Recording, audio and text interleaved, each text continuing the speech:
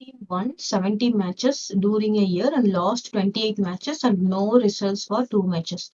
அப்போ இதுல total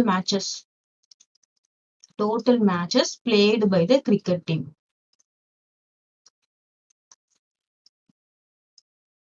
So total matches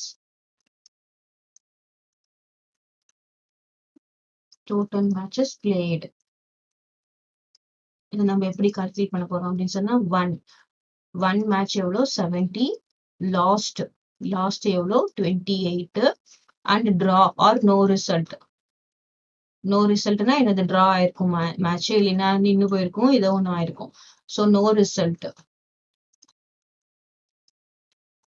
which is equal to 2. இப்போ நம்ம எல்லாத்தையும் ஆட் பண்ணா என்ன வரும்? 70 plus 28 plus 2 which is equal to total matches played வந்து எவ்வளோ 100 matches.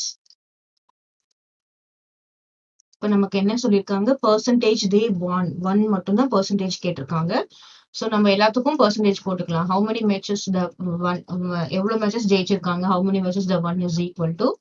So 70 matches won. Total matches எவ்வளோ 100 matches. So நம்ம fraction to percentage convert பண்ணணும்னா என்ன பண்ணணும்? 100 ஆல் multiply பண்ணணும். So answer is 70%. கிளியரா? இப்போ lost matches எவ்வளவு இருக்கும்? lost இதையும் எப்பயாவது கேட்டாலும் கேட்பாங்க. இப்போ இங்க என்னது 28, total matches 100, நம்ம இதை percentageக்கு கன்வெர்ட் பண்ணணும்னா எவ்வளோ? So 28 lost match. அதுக்கப்புறம் no result match எவ்வளவா இருக்கும்? No result which is equal to 2. இங்க 2 இருக்குல்ல, no result 2 by 100 into 100. That is equal to 2%. So இங்க 1 மட்டும் கேட்டிருக்காங்க, இது மட்டும் போட்டா போறோம்.